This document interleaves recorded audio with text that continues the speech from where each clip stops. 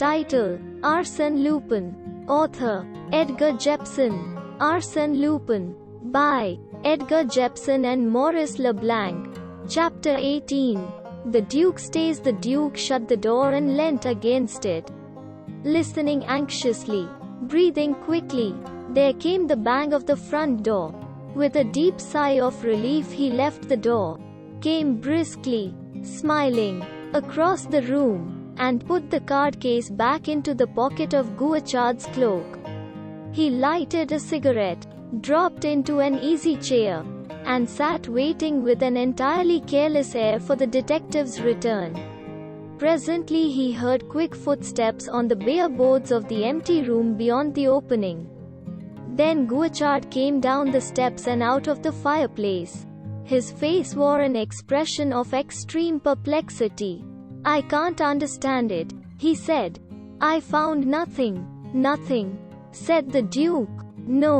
Are you sure you saw the handkerchief in one of those little rooms on the second floor?" "Quite sure," said Qcera. "Of course I did," said the Duke. "Isn't it there?" "No," said Qcera. "You can't have looked properly," said the Duke, with a touch of irony in his voice. "If I were you, I should go back and look again." "No, if I've looked for a thing, I've looked for it. There's no need for me to look a second time. But, all the same, it's rather funny. Doesn't it strike you as being rather funny?" "Your Grace," said Qcera, with a worried air. "It strikes me as being uncommonly funny," said the Duke, with an ambiguous smile. Qcera looked at him with a sudden uneasiness. Then he rang the bell. Bonavent came into the room. "Mademoiselle Krichnov." "Bonavent, it's quite time," said Qcera. "Mademoiselle Krichnov?" said Bonavent, with an air of surprise. "Yes. It's time that she was taken to the police station. Mademoiselle Krichnov has gone, sir," said Bonavent, in a tone of quiet remonstrance. "Gone? What do you mean by gone?" said Qcera. "Gone, sir, gone," said Bonavent patiently. "But you're mad." "Mad?" cried Qcera. "No, I'm not mad," said Bonavent. "Gone. But who let her go?" cried Qcera. "The men at the door," said Bonavent.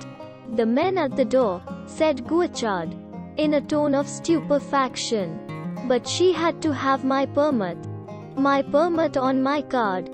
Sent the fools up to me." Bonavent went to the top of the staircase and called down it. Qcera followed him. Two detectives came hurrying up the stairs and into the drawing room. "What the devil do you mean by letting Mademoiselle Krichnov leave the house without my permit?" "Written on my card?" cried Qcera violently. "But she had your permit." "Sir, and it was written on your card," stammered one of the detectives. It was," said Qcera. "Then, by Jove, it was a forgery." He stood thoughtful for a moment. Then quietly he told his two men to go back to their post. He did not stir for a minute or two, puzzling it out, seeking light. Then he came back slowly into the drawing room and looked uneasily at the Duke. The Duke was sitting in his easy chair, smoking a cigarette with a listless air. Qcera looked at him, and looked at him, almost as if he now saw him for the first time. "Well," said the Duke, "have you sent that poor child off to prison?" "If I'd done a thing like that I don't think I should sleep very well." Qcera, "that poor child has just escaped." "By means of a forged permit," said Qcera very glumly. "By Jove, I am glad to hear that," cried the Duke. "You'll forgive my lack of sympathy." Qcera, "But she was such a child." "Not too young to be Lupin's accomplice," said Qcera dryly. "You really think she is?" said the Duke, in a tone of doubt. "I'm sure of it," said Qcera, with decision. Then he added slowly, with a perplexed air, But how could she get that forged permit? The Duke shook his head and looked as solemn as an owl. Qcera looked at him uneasily, went out of the drawing room, and shut the door. How long has Mademoiselle Krichnov been gone? He said to Benavent. Not much more than 5 minutes, said Benavent. She came out from talking to you in the drawing room, talking to me in the drawing room, exclaimed Qcera. Yes, said Benavent. She came out and went straight down the stairs and out of the house. A faint, sighing gasp came from Qcera's lips. He dashed into the drawing room, crossed the room quickly to his cloak, picked it up, took the card case out of the pocket, and counted the cards in it. Then he looked at the Duke. The Duke smiled at him. A charming smile, almost caressing. There seemed to be a lump in Qcera's throat. He swallowed it loudly. He put the card case into the breast pocket of the coat he was wearing. Then he cried sharply, Benavent! Benavent! Benavent opened the door, and stood in the doorway. You sent off Qcera in the prison van, I suppose, said Qcera. Oh, a long while ago, sir, said Benavent. The van had been waiting at the door since 9:30. Since 9:30? But I told them I shouldn't want it till 11:15. I suppose they were making an effort to be in time for once. Well, it doesn't matter, said Qcera. Then I suppose I'd better send the other prison van away? Said Benavent. What other van? Said Qcera. The van which has just arrived, said Benavent. What on earth are you talking about? Cried Qcera, with a sudden anxiety in his voice and on his face. Didn't you order 2 prison vans? Said Benavent. Qcera jumped, and his face went purple with fury and dismay. You don't mean to tell me that 2 prison vans have been here? He cried. Yes, sir, said Benavent. Damnation! Cried Qcera. In which of them did you put Qcera? In which of them? Why, in the first, sir, said Benavent. Did you see the police in charge of it? The coachman? Yes, sir, said Benavent. Did you recognize them? Said Qcera. No, said Benavent. They must have been new men. They told me they came from the Sante. You silly fool, said Qcera through his teeth. A fine lot of sense you've got. Why, what's the matter? Said Benavent. We're done. Done in the eye, roared Qcera. It's a stroke of Lupin's, interposed the Duke softly. But I don't understand, said Benavent. You don't understand, you idiot, cried Qcera. You've sent Qcera away in a sham prison van, a prison van belonging to Lupin. Oh, that scoundrel. He always has something up his sleeve. He certainly shows foresight, said the Duke. It was very clever of him to foresee the arrest of Qcera and provide against it. Yes, but where is the leakage? Where is the leakage? Cried Qcera, fuming. How did he learn that the doctor said that she would recover her wits at 10 o'clock? Here I've had a guard at the door all day. I've imprisoned the household. All the provisions have been received directly by a man of mine. And here he is, ready to pick up Qcera the very moment she gives herself away. Where is the leakage? He turned on Benavent, and went on. It's no use you're standing there with your mouth open, looking like a fool. Go upstairs to the servants' quarters and search Qcera's room again. That fool of an inspector may have missed something, just as he missed Qcera herself. Get on. Be smart. Benavent went off briskly. Qcera paced up and down the room, scowling. Really, I'm beginning to agree with you, Qcera, that this Lupin is a remarkable man, said the Duke. That prison van is extraordinarily neat. I'll prison van him, cried Qcera. But what fools I have to work with. If I could get hold of people of ordinary intelligence, it would be impossible to play such a trick as that. I don't know about that, said the Duke thoughtfully. I think it would have required an uncommon fool to discover that trick. What on earth do you mean? Why, said Qcera, because it's so wonderfully simple, said the Duke. And at the same time it's such infernal cheek. There's something in that, said Qcera grumpily. But then, I'm always saying to my men, suspect everything, suspect everybody, suspect, suspect, suspect. I tell you, Your Grace, that there is only one motto for the successful detective, and that is that one word, suspect. It can't be a very comfortable business. Then, said the Duke. But I suppose it has its charms. Oh, one gets used to the disagreeable part, said Qcera. The telephone bell rang, and he rose and went to it. He put the receiver to his ear and said, Yes, it's I, Chief Inspector Qcera. He turned and said to the Duke, It's the gardener at Maurice. Your Grace. Is it? Said the Duke indifferently. Qcera turned to the telephone. Are you there? He said. Can you hear me clearly? I want to know who was in your hothouse yesterday. Who could have gathered some of your pink salvias?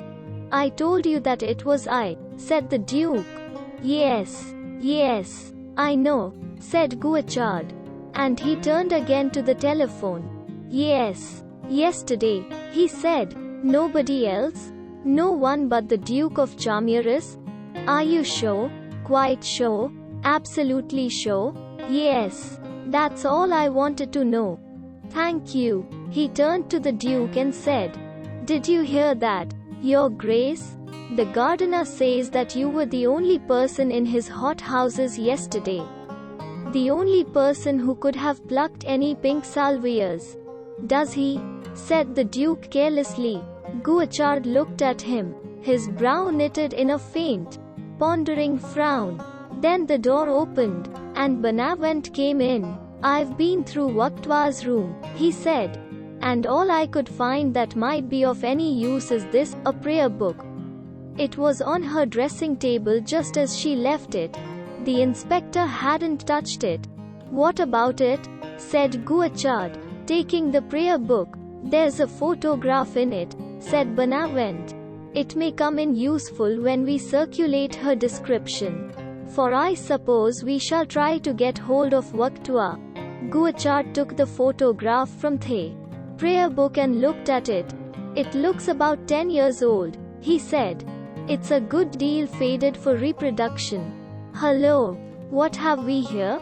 The photograph showed Waqtwa in her Sunday best, and with her a boy of 17 or 18. Qcera's eyes glued themselves to the face of the boy. He stared at it, holding the portrait now nearer, now further off. His eyes kept stealing covertly from the photograph to the face of the Duke. The Duke caught one of those covert glances, and a vague uneasiness flickered in his eyes. Qcera saw it. He came nearer to the Duke and looked at him earnestly, as if he couldn't believe his eyes. What's the matter? Said the Duke. What are you looking at so curiously? Isn't my tie straight? And he put up his hand and felt it. Oh, nothing, nothing, said Qcera, and he studied the photograph again with a frowning face. There was a noise of voices and laughter in the hall. Those people are going, said the Duke. I must go down and say goodbye to them. And he rose and went out of the room. Qcera stood staring at the photograph. The Duke ran down the stairs and said goodbye to the millionaire's guests. After they had gone, Gournay Martin went quickly up the stairs. Germain and the Duke followed more slowly.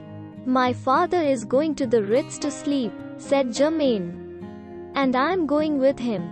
He doesn't like the idea of my sleeping in this house tonight. I suppose he's afraid that Lupin will make an attack in force with all his gang. Still, if he did, I think that Qcera could give a good account of himself. He's got men enough in the house. At any rate, Irma tells me it's swarming with them. It would never do for me to be in the house if there were a fight. Oh, come, you don't really believe that Lupin is coming tonight? Said the Duke, with a skeptical laugh. The whole thing is sheer bluff. He has no more intention of coming tonight to steal that coronet than I have. Oh, well, there's no harm in being on the safe side, said Germaine. Everybody's agreed that he's a very terrible person. I'll just run up to my room and get a wrap. Irma has my things all packed. She can come round tomorrow morning to the Ritz and dress me. She ran up the stairs, and the Duke went into the drawing room. He found Qcera standing where he had left him, still frowning, still thinking hard. The family are off to the Ritz. It's rather a reflection on your powers of protecting them, isn't it? Said the Duke. Oh, well, I expect they'd be happier out of the house, said Qcera. He looked at the Duke again with inquiring, searching eyes. What's the matter? Said the Duke. Is my tie crooked? Oh, no, it's quite straight, Your Grace, said Qcera. But he did not take his eyes from the Duke's face. The door opened, and in came M. Gournay Martin, holding a bag in his hand. It seems to be settled that I'm never to sleep in my own house again, he said in a grumbling tone. There's no reason to go, said the Duke. Why are you going? Danger, said M. Gournay Martin. You read Lupin's telegram. I shall come tonight between 11:45 and midnight to take the coronet. He knows that. It was in my bedroom. Do you think I'm going to sleep in that room with the chance of that scoundrel turning up and cutting my throat? Oh, you can have a dozen policemen in the room if you like, said the Duke. Can't he? M. Qcera. Certainly, said Qcera. I can answer for it that you will be in no danger. M. Gournay Martin. Thank you, said the millionaire. But all the same, outside is good enough for me. Germaine came into the room, cloaked and ready to start. For once in a way you are ready first. Papa, she said, are you coming? Shark. No, I think I'll stay here. On the chance that Lupin is not bluffing, said the Duke. I don't think, myself, that I'm going to be gladdened by the sight of him. In fact, I'm ready to bet against it. But you're all so certain about it that I really must stay on the chance. And, after all, there's no doubt that he's a man of immense audacity and ready to take any risk. Well, at any rate, if he does come he won't find the diadem, said M. Gournay Martin, in a tone of triumph. I'm taking it with me. I've got it here. And he held up his bag. You are? Said the Duke. Yes, I am, said M. Gournay Martin firmly. Do you think it's wise? Said the Duke. Why not? Said M. Gournay Martin. If Lupin's really made up his mind to call her that coronet, and if you're so sure that, in spite of all these safeguards, he's going to make the attempt, it seems to me that you're taking a considerable risk. He asked you to have it ready for him in your bedroom. He didn't say which bedroom. Good Lord, I never thought of that, said M. Gournay Martin, with an air of sudden and very lively alarm. His Grace is right, said Qcera. It would be exactly like Lupin to send that telegram to drive you out of the house with a coronet to some place where you would be less protected. That is exactly one of his tricks. Good heavens, said the millionaire, pulling out his keys and unlocking the bag. He opened it, paused hesitatingly, and snapped it to again. Half a minute, he said. I want a word with you. Duke. He led the way out of the drawing room door and the Duke followed him. He shut the door and said in a whisper, "In a case like this, I suspect everybody. Everybody suspects everybody. Apparently," said the Duke. "Are you sure you don't suspect me?" Now, this is no time for joking," said the millionaire impatiently. "What do you think about Qcera?" "About Qcera?" said the Duke. "What do you mean? Do you think I can put full confidence in Qcera?" said Gurney Martin. "Oh, I think so," said the Duke. "Besides, I shall be here to look after Qcera. And, though I wouldn't undertake to answer for Lupin, I think I can answer for Qcera. If he tries to escape with the coronet, I will wring his neck for you with pleasure. It would do me good. And it would do Qcera good, too." The millionaire stood reflecting for a minute or two. Then he said, "Very good, I'll trust him." Hardly had the door closed behind the millionaire and the Duke, when Qcera crossed the room quickly to Germain and drew from his pocket the photograph of Victoire and the young man. "Do you know this photograph of His Grace, Mademoiselle?" he said quickly. Germain took the photograph and looked at it. "It's rather faded," she said. "Yes, it's about 10 years old," said Qcera. "I seem to know the face of the woman," said Germain. "But if it's 10 years old, it certainly isn't the photograph of the Duke." "But it's like him?" said Qcera. "Oh, yes, it's like the Duke as he is now, at least. It's a little like him. But it's not like the Duke as he was 10 years ago." "He has changed so," said Germain. "Oh, has he?" said Qcera. "Yes. There was that exhausting journey of his, and then his illness. The doctors gave up all hope of him. You know." "Oh, did they?" said Qcera. "Yes, at Montevideo. But his health is quite restored now." The door opened and the millionaire and the Duke came into the room. Gurney Martin set his bag upon the table, unlocked it, and with a solemn air took out the case which held the coronet. He opened it, and they looked at it. "Isn't it beautiful?" he said with a sigh. "Marvelous," said the Duke. Gurney Martin closed the case, and said solemnly, "There is danger, Qcera. So I am going to trust the coronet to you. You are the defender of my hearth and home. You are the proper person to guard the coronet. I take it that you have no objection?" "Not the slightest, Gurney Martin," said Qcera. "It's exactly what I wanted you to ask me to do." Gurney Martin hesitated. Then he handed the coronet to Qcera, saying with a frank and noble air, "I have every confidence in you, Qcera." "Thank you," said Qcera. "Good night," said Gurney Martin. "Good night, Qcera," said Germain. "I think, after all, I'll change my mind and go with you. I'm very short of sleep," said the Duke. "Good night, Qcera."